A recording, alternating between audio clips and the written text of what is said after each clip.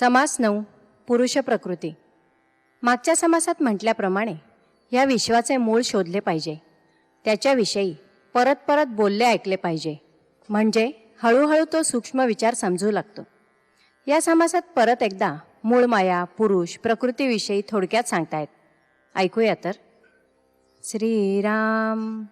आकाशी वायो झाला निर्माण, तैसी ब्रह्मी मूळ माया जाण. त्या वायोमध्ये त्रिगुण आणि पंचभूते. वटबीजी असे वाड, फोडून पाहता न दिसे झाड. नाना वृक्षांचे जुंबाड, बीजापासून होती. तैसी बीजरूप मूळ माया, विस्तार झाला तेथुनिया. तिचे स्वरूप शोधुनिया, बरे पहावे.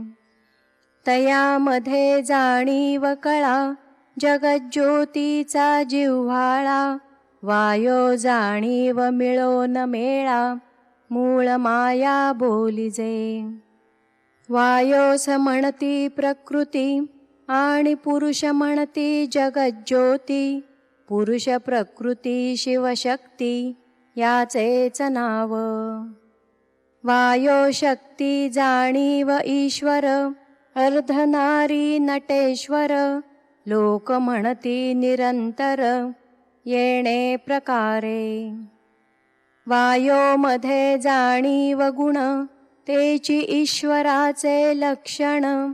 तयापासून त्रिगुण पुढे झाले.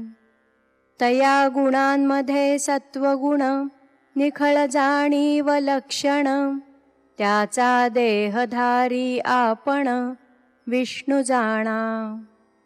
त्याच्या अंशे जग चाले, ऐसे भगवद्गीता बोले.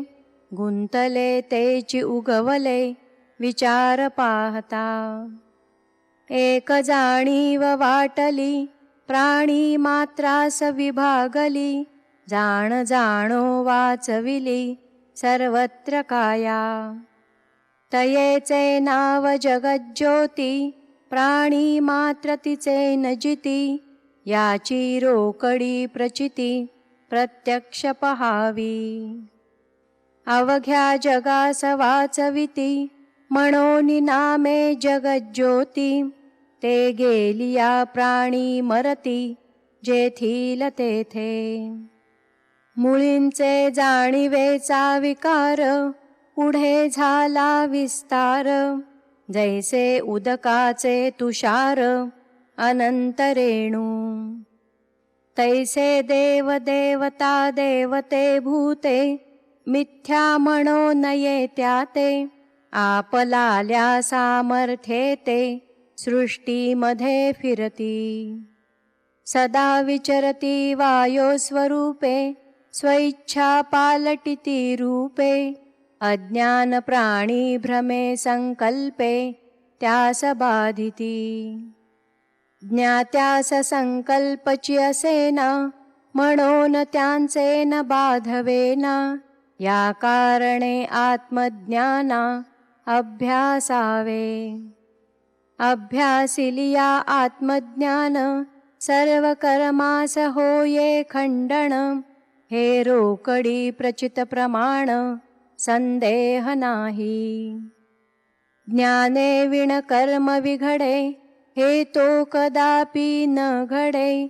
सद्गुरु विण ज्ञान जोडे, हेही अघटित. म्हणून सद्गुरु करावा, सत्संग शोधून धरावा. तत्व विचार विवरावा, अंतर्यामी. विचार पाहेल तो पुरुषु, विचार न पाहे तो पशु. ऐसी वचने सर्वेषु, ठाई ठाई बोलिला. श्रवण मनन निजध्यास, प्रचितीने बाणता विश्वास. रोकडा साक्षात्कार सायास, करणेची न लगे. इति श्रीदासबोधे गुरुशिष्य संवादे पुरुष प्रकृती नाम समास 9वा. श्रीराम.